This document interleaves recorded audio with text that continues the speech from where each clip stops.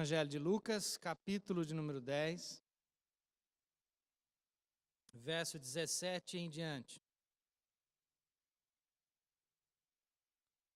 Os 72 voltaram alegres e disseram: Senhor, até os demônios se submetem a nós, em teu nome. Ele respondeu: Eu vi Satanás caindo do céu como um relâmpago. Eu dei a vocês autoridade para pisarem sobre cobras e escorpiões e sobre todo o poder do inimigo. Nada lhes fará dano. Contudo, alegrem-se, não porque os espíritos se submetem a vocês, mas porque seus nomes estão escritos nos céus. Eu dei a vocês, verso 19, eu dei a vocês autoridade para pisarem sobre cobras e escorpiões e sobre todo o poder do inimigo. Nada lhes fará dano. Contudo, alegrem-se, não porque os espíritos se submetem a vocês, mas porque seus nomes estão escritos nos céus. Vamos orar. Pai, muito obrigado mais uma vez pela Tua palavra.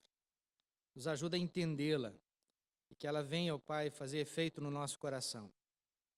Efeito, ó Pai, duradouro. Efeito, ó Deus, que gere transformação de vida, que gere conversão.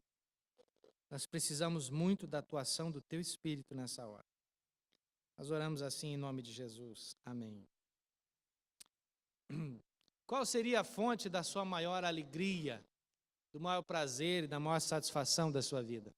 Irmãos, a gente experimenta durante o decorrer da vida alguns momentos em que, se a gente pudesse, parece que a gente tem tanta alegria no coração que se dividisse um pouquinho para cada pessoa da humanidade, todo mundo ia ficar feliz, né? Todo mundo ia ficar feliz. Eu penso que talvez a maior alegria que eu tive, que eu me lembro, pelo menos assim na minha vida, a gente tem muita alegria quando criança, né? Mas talvez a maior alegria da minha vida foi quando o meu pai, depois de ter trabalhado cerca de 6 meses no estado de Rondônia, longe de casa, quando eu soube que o meu pai estava chegando, que ele veio de ônibus. Naquele tempo demorava uns 3 dias, eu acho, para chegar no Paraná, não me lembro bem, mas eu não vi a hora. E quando meu pai chegou, né, diz aí os parentes que eu parecia aquele cachorro que não vê o dono há muitos anos, né?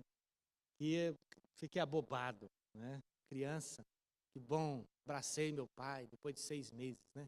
Porque a gente falava com ele por telefone, mas ainda lá, irmãos, na boa terra de Faxinal, para a gente falar o telefone com algum parente em Rondônia, a gente tinha que ir na rodoviária, né, combinar com o camarada lá que tinha umas cabines, em cada cabine tinha lá um telefone e pagava por minuto. Alguém já fez isso alguma vez, não? Muito bem, né? Várias vezes. Então era muito difícil, a gente não falava assim com tanta facilidade como a gente fala hoje. Que alegria, né? Nessa noite, irmãos, eu quero comentar com vocês a respeito de 4 P's. 4 P's da letra P, ou melhor, 3 P's que tiram, que arrebatam ou que atrapalham a nossa alegria pela salvação em Cristo Jesus. Alegria pela salvação em Cristo Jesus. Embora eu acredite piamente, irmãos, que a salvação a gente não perde de forma alguma, eu acredito que nós podemos perder a alegria, o desfrute dessa salvação. E essas coisas atrapalham, né, essa alegria da salvação. Jesus havia enviado 70 pessoas para uma missão. Algumas traduções trazem 72, não é? 72 pessoas, de 2 em 2. Saíram pelas cidades proclamando o reino de Deus. Eles foram enviados a dizer às pessoas que o tempo havia chegado, que Deus governaria, reinaria, que Deus ia colocar as coisas novamente no lugar, que o tempo era oportuno. Então esses 70 saem, enviados por Cristo. São, irmãos, portanto, pessoas enviadas da parte de Jesus, recebendo, portanto, a autoridade de Jesus. E lá, irmãos, eles recebem da parte de Jesus algumas orientações. Jesus diz a eles: olha, vocês vão como ovelhas para o meio de lobos. Vocês vão sem bolsas, sem saco de viagem, nem sandálias. Não saúdem ninguém pelo caminho. Entram numa casa e digam: paz seja convosco. Paz nessa casa. Se tiver ali um homem de paz, muito bem. Se mandarem vocês embora, vão embora. Fiquem naquela casa, comam e bebam o que derem a vocês. O trabalhador merece o seu salário. Não fiquem mudando de casa em casa. Mas quando entrarem numa cidade e forem bem recebidos, muito bem. Mas se forem mal recebidos, sacudam o pó de suas roupas e vão para outra. Jesus adverte, irmãos, que deixa bem claro para aqueles irmãos que o evangelho não seria bem recebido em alguns lugares.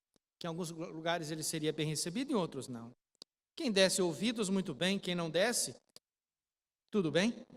Chegaria o tempo oportuno em que Deus executaria o seu desígnio, a sua vontade, e eles receberiam em suas próprias vidas a consequência dos seus atos.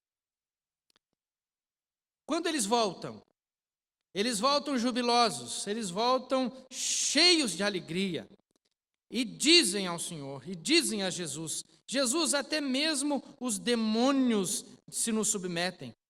Certamente, irmãos, aqui pensando, o texto não fala, mas eu penso que durante todos os seus dias, durante todas as suas viagens missionárias, eles ficaram profundamente empolgados, porque pela primeira vez na história, alguém efetivamente e verdadeiramente tem autoridade sobre os demônios.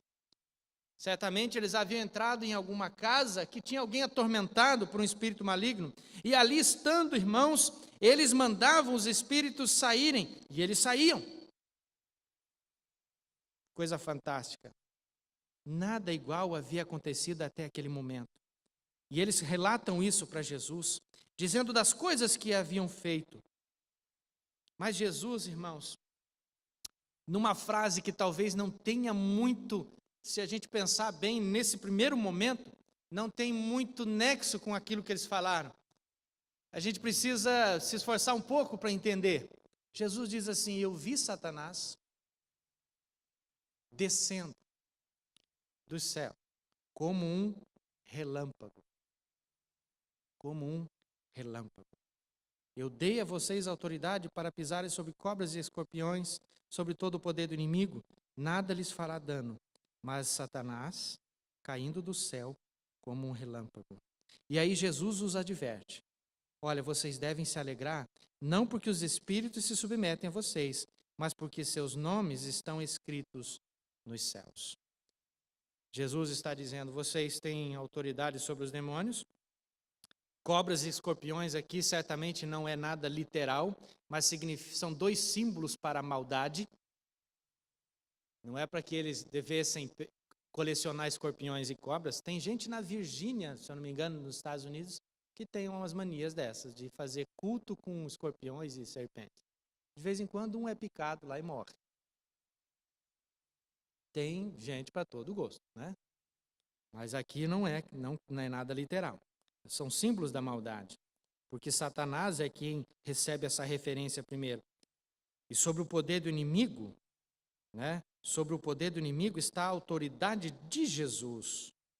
E os espíritos lhe submetiam. E Jesus, irmãos, os adverte de uma forma muito enfática. A ênfase aqui no original da Bíblia. Quando Jesus usa esta palavra, que em português a gente diz contudo, ou porém, ou atente para o fato, ó, fiquem espertos com isso, digamos assim. Vocês não devem se alegrar muito, porque os demônios lhe submetem, mas porque vocês são salvos. Porque vocês são salvos. Jesus havia, irmãos, iniciado o seu ministério de forma miraculosa, transformando a água em vinho. Mas logo após isso, logo após Jesus ser batizado por João Batista, Jesus sai pregando o evangelho do reino, dizendo: olha, certamente o reino é chegado, e Jesus vai expulsando os demônios. E Jesus diz que o valente é este que chega no lugar e amarra, ou melhor, Jesus é este que amarra aquele que tem o poder, ou seja, com o advento do reino de Deus através de Jesus, todo o poder do inimigo é atenuado. É como, irmão, segundo o estudioso da Bíblia, o proto-evangelho. Deixa eu explicar para vocês aqui. Quem já leu Gênesis capítulo 3, vai encontrar lá uma referência, logo após a queda, o pecado cometido por Adão e Eva, você vai encontrar uma referência que diz assim, que descendente daquela mulher, viria um que pisaria, esmagaria a cabeça da serpente. Alguém lhe feriria somente o calcanhar, mas este, mesmo tendo o calcanhar ferido, esmagaria completamente a cabeça da serpente. Ali nós chamamos, irmãos, na teologia bíblica de proto-evangelho, ou o primeiro evangelho. E segundo um estudioso bíblico, irmãos, talvez a Bíblia toda seja o desenrolar, o desdobramento do evangelho no decorrer da história. Ali está o proto-evangelho. Aquele descendente daquela mulher esmagaria completamente a cabeça da serpente. E o restante da Bíblia é o desenrolar disso na história. Esse estudioso diz que, de forma enraizada na Bíblia, está esta batalha entre a semente da mulher, que esmaga a cabeça da serpente, e a semente da serpente. Haveria sempre essa batalha entre o bem e o mal.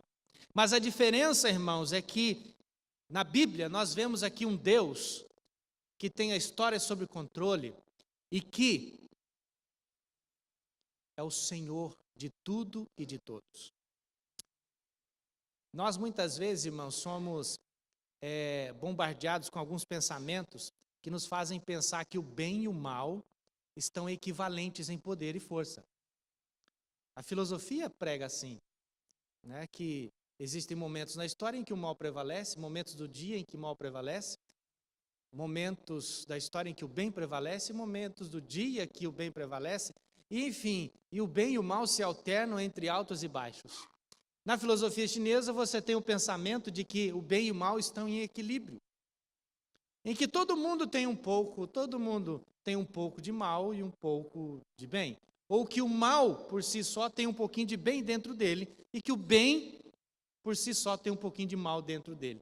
Essas confusões todas aí, fica para você estudar um pouco outro dia. Mas a Bíblia diz que não. A Bíblia diz que o mal, personificado em Satanás, está derrotado, de uma vez por todas. Completamente baleado. Completamente, irmãos, derrotado. E o proto-evangelho, irmãos, é a declaração clara de que Deus não foi pego de surpresa em coisa alguma. Aqui nesta passagem, nós vemos esses irmãos que, de 2 em 2, são enviados até a pregação do Evangelho, mas junto com a pregação do Evangelho, tem a luta contra o inimigo. Nessa luta, irmãos, eles não deveriam levar coisa alguma. Nós lemos aqui, no verso de número 3, ou melhor, 4, não levem bolsa, nem saco de viagem, nem sandálias, não saúde ninguém pelo caminho. A luta deveria ser travada não pensando nas nossas posses e nem com o objetivo de ter posses. Lembre-se que esses 70 são enviados, irmãos, numa jornada. São enviados a depender de outros. Eles não levaram consigo dinheiro extra, sandálias extras e assim por diante. Eles tinham que se contentar com aquilo que Deus lhes colocava à mão através de outras pessoas. E algumas não lhe dariam nada. Não lhes dariam nada. Se alguma casa os recebesse, muito bem. Se não recebesse, eles iam para outra. Fique nessa casa, não procure ir para outra que talvez tenha um pouco mais de riqueza, mas fiquem nessa. Uma das coisas que tira a nossa alegria, irmãos, são as posses. É o primeiro P que tira a nossa alegria. E eu penso que Jesus sabia muito bem disso. Não se envolvam com a aquisição de tantos bens, porque isso pode tirar a tua alegria.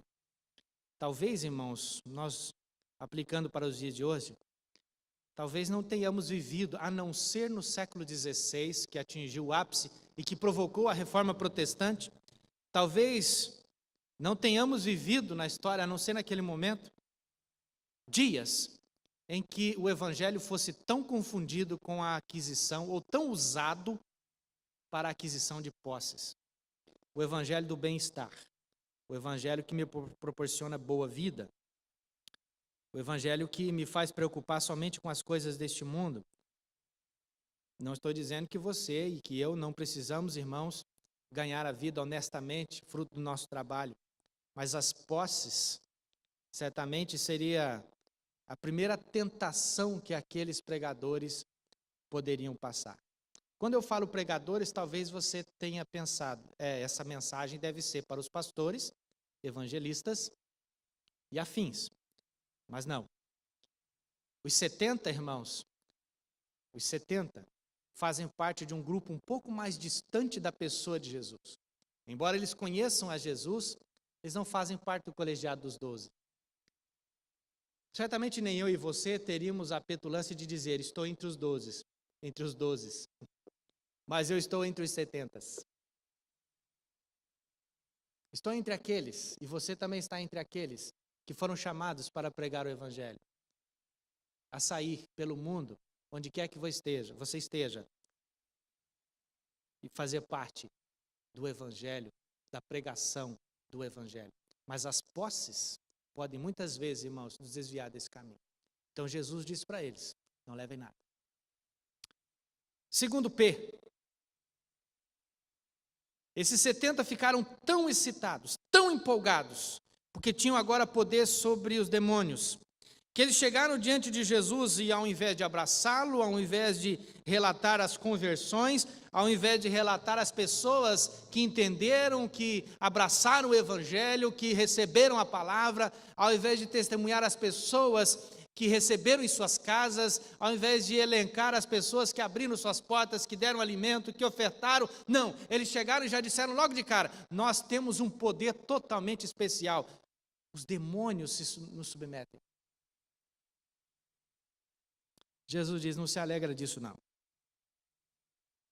Não se alegrem disso. Não que o poder sobre o inimigo, irmãos, não seja uma coisa que a gente não deva considerar. Mas todo aquele que está em Cristo Jesus, já está numa posição acima dos inimigos. Já está. Isso deveria ser algo absolutamente normal, e não para a gente alardear, e não para a gente se gabar. O poder espiritual pode levar a um outro P, ainda dentro desse mesmo aspecto, que é a presunção. A presunção de que, se Deus está comigo, nada pode me acontecer. Talvez, meu querido, talvez, minha irmã, o seu trabalho, na sua visão, não seja considerado o trabalho mais importante do mundo. Mas mesmo assim, não permita que o seu coração almeje posições simplesmente para que você seja tido como alguém poderoso, tido como alguém que deva ser reverenciado, como alguém que deva ser ouvido em todos os momentos, cuja opinião se torna inquestionável. A fonte da nossa alegria não pode ser encontrada nas posses e nem no poder, e muito menos, irmãos, o poder, entre aspas, espiritual. Isso é muito perigoso. O outro P que tira também a nossa alegria, irmãos, é o poder da performance. Particularmente, eu acho esse aspecto mais interessante, porque indo aqueles discípulos pelas redondezas, pregando o reino, curando os doentes e assim por diante. Que coisa fantástica. Senhor, até os demônios se nos submetem a nós em teu nome. O que eles estão falando deu tudo certo, fizemos tudo corretamente, alcançamos o sucesso, o Senhor nos mandou pregar e nós assim o fizemos. O evangelismo, irmãos, deve ser uma grande alegria. O trabalho numa igreja deve ser uma grande alegria. O uso dos nossos dons com o objetivo correto, deve ser uma grande alegria, mas nenhuma dessas coisas deve ser a alegria principal das nossas vidas. O fato de nós fazermos muito bem uma coisa, o fato de nós atingirmos o objetivo em algumas coisas dentro daquilo que nós chamamos de reino de Deus, não deve ser o maior motivo da nossa alegria. Não deve ser. E eu sei, irmãos, tenho a plena certeza por que Jesus adverte sobre esses 3 P's. Em outro lugar, Jesus conta a respeito, eu já citei esse texto aqui várias vezes. Jesus fala que pode acontecer naquele dia em que ele voltar, ou que nós, ou alguns de nós, ou alguém, que ele não cita o nome, mas que teve uma grande performance, que curou enfermos, que expulsou demônios, que falou em outras línguas, que profetizou, e de chegar diante dele, e Jesus pode olhar e dizer: eu não conheço vocês, nunca vos conheci, não tenho nada com vocês. E o pior, irmãos, é que Jesus diz que essas pessoas são retiradas daquele status diante de Jesus e colocadas à parte, condenadas. Isso me intriga muito, irmãos, a possibilidade de alguém profetizar, expulsar demônios e não ser salvo. Isso é uma inquietação que eu tenho há muitos anos. Já estudei sobre isso, mas isso me inquieta a todo momento e penso que me quebranta também.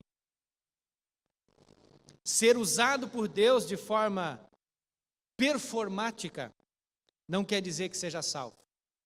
Não quer dizer que seja conhecido no céu. Mas aí, irmãos, tem o último P. Este P nos salva. Jesus diz assim: alegrem-se por estarem os seus nomes escritos nos céus. Alegre-se porque vocês têm os nomes de vocês escritos nos céus. Essa alegria é a força que move, a força motriz por trás de qualquer outra alegria. Ou seja, é porque eu sou salvo, é porque eu estou em Cristo, que tendo posses ou não, eu sou feliz, tendo poder ou não, eu sou feliz, tendo performance ou não, eu sou feliz, porque tendo essa alegria de estar em Cristo, as outras podem ser desfrutadas de forma saudável. Mas se eu não tiver a primeira, posso desfrutar de todas as outras e não ir para o céu. Eu posso ser muito conhecido aqui na terra, posso ter muito poder aqui na terra, posso ter posses aqui na terra, pode ter uma grande performance espiritual aqui na terra e não ser conhecido no céu. Tem coisa pior do que isso? Não tem, certamente não tem. Eu quero encerrar, irmãos, fazendo uma pergunta. O que faz seu coração bater mais forte? O que é que faz o seu coração bater mais forte? Essas perguntas aqui, irmãos, não são minhas. É de um pastor de uma igreja batista nos Estados Unidos que escreveu uma aplicação a respeito desse texto da Bíblia que eu quero passar para vocês. O que é que faz o seu coração bater mais rápido? Um cheque? Um repentino acréscimo nos seus investimentos? Ganhar o grande jogo?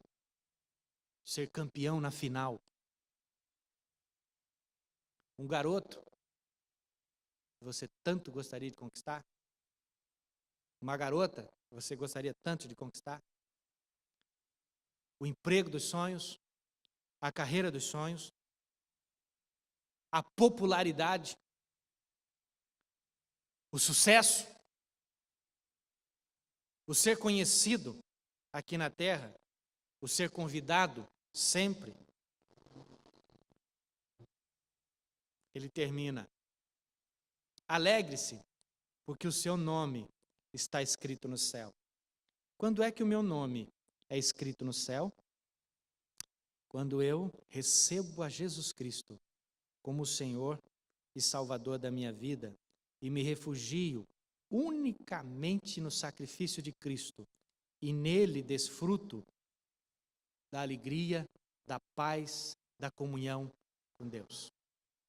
A posição que todo cristão tem é aquela posição que o apóstolo Paulo descreve lá em Efésios. Bendito o Pai de nosso Senhor Jesus Cristo, o qual nos abençoou com todas as bênçãos espirituais nos lugares celestiais em Cristo. Olha a frase. Deus, o Pai de nosso Senhor Jesus Cristo, nos abençoou com todas as bênçãos espirituais. Aonde? Nos lugares celestiais em Cristo. Porque quem tem Cristo não tem nada para invejar de ninguém. Quem tem Cristo, presta atenção, quem tem Cristo não precisa invejar poder, performance e posses de ninguém. Porque ele já está em Cristo, no melhor lugar que ele poderia estar. Que Deus nos abençoe.